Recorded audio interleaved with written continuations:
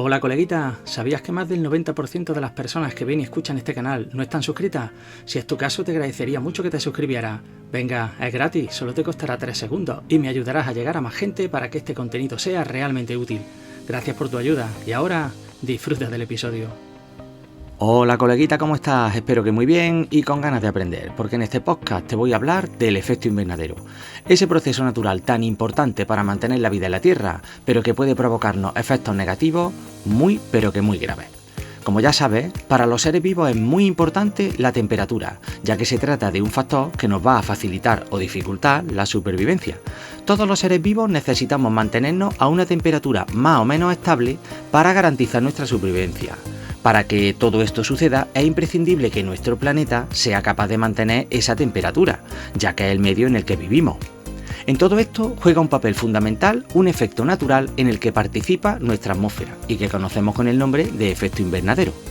Este efecto invernadero no es más que un proceso natural por el que nuestra atmósfera aprovecha la radiación solar para mantener en nuestro planeta esa temperatura que tanto nos hace falta para seguir vivos. La radiación que nos llega del Sol atraviesa las diferentes capas de la atmósfera hasta llegar a la superficie de la Tierra. Una vez que la radiación impacta en la superficie, es absorbida en parte, lo que ayuda a calentar un poquito el planeta. Otra parte de la radiación va a salir rebotada para intentar volver al espacio. Este proceso de rebote se conoce con el nombre de efecto albedo y se puede medir numéricamente, lo que nos va a dar una idea de lo mucho o poco que rebota la radiación solar en cada tipo de suelo.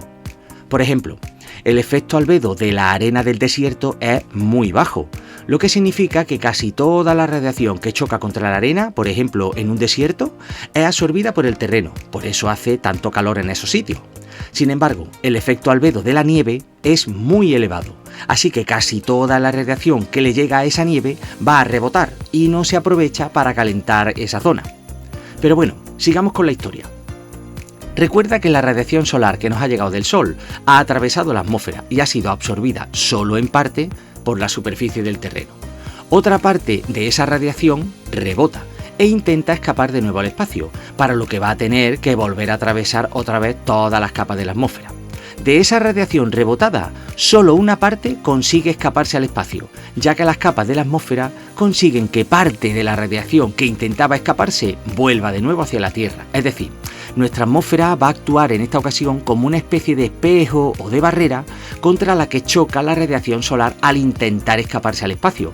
De esta forma, podríamos decir que aprovechamos un poquito mejor esa radiación solar que nos ha llegado y de esa forma se provoca una especie de recalentamiento del planeta, justo lo suficiente para que podamos mantener una temperatura media de en torno a unos 20 grados, lo que nos va a venir genial para poder seguir vivos. De hecho, si no existiera este efecto, aprovecharíamos tan poquito la radiación solar que la temperatura media de nuestro planeta estaría en torno a unos 18 bajo cero, algo que dificultaría mucho la supervivencia. Hasta aquí las buenas noticias relacionadas con el efecto invernadero. En conclusión, podríamos decir que se trata de un fenómeno natural gracias al cual nuestra atmósfera consigue garantizar que el planeta se mantenga a una temperatura óptima para que sigamos vivos.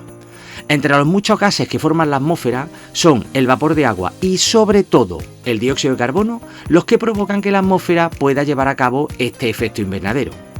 Si aplicamos el sentido común, llegaremos rápidamente a la conclusión de que el efecto invernadero tiene la intensidad que tiene debido a la cantidad de vapor de agua y sobre todo de dióxido de carbono que hay en la atmósfera, por lo que si cambia la cantidad de vapor de agua y de dióxido de carbono de la atmósfera, estaremos provocando también un cambio en el efecto invernadero, que podrá ser más o menos potente, lo que a su vez va a afectar a la temperatura media del planeta, y es justamente lo que está pasando.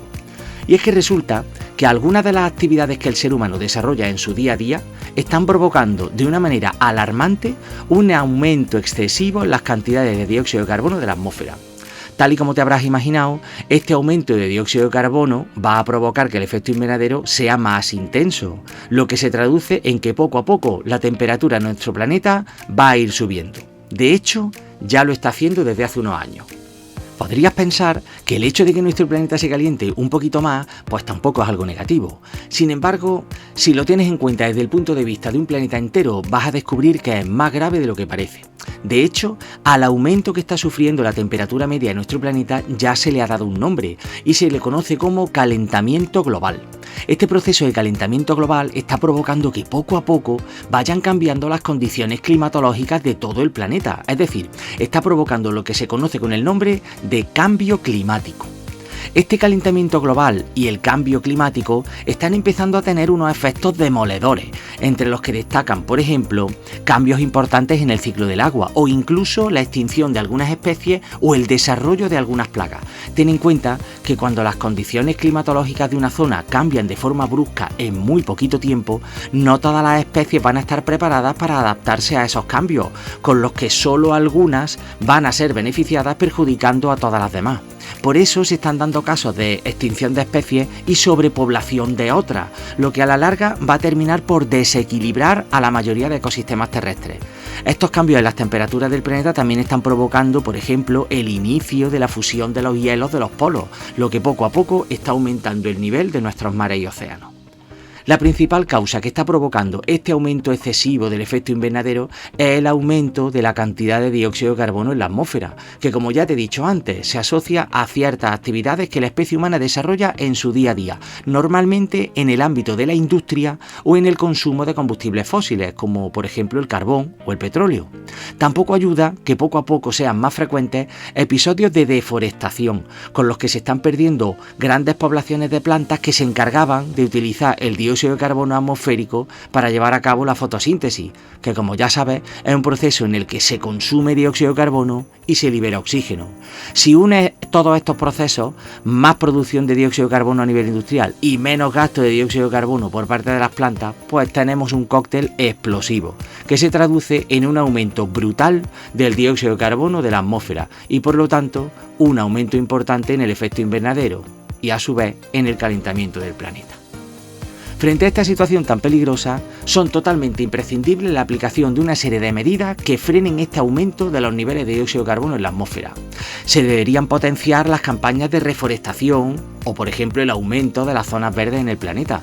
También deberíamos fomentar y ayudar al uso de energías más limpias, que vayan sustituyendo poco a poco al uso de combustibles fósiles, potenciando el aprovechamiento de energías renovables como, por ejemplo, la energía eólica del viento o la energía solar. También podría ayudar que nuestros gobiernos fomentaran de alguna manera la investigación o el desarrollo de nuevas tecnologías para mejorar los sistemas de depuración o incluso el filtrado de los gases que se liberan en muchas de las actividades industriales que desarrolla el ser humano. No te olvides que a nivel individual tú también puedes ayudar, reduciendo el uso de los medios de transporte convencionales como por ejemplo el coche o la moto y sustituirlos por otros que consuman mucho menos o que contaminen menos, como por ejemplo la bicicleta. Así que ya sabes, tú también puedes poner tu granito de arena. Y hasta aquí este podcast relacionado con el efecto invernadero, sus pros y sus contras. Te espero en el siguiente episodio con muchísimas ganas de aprender. Un saludo, chao.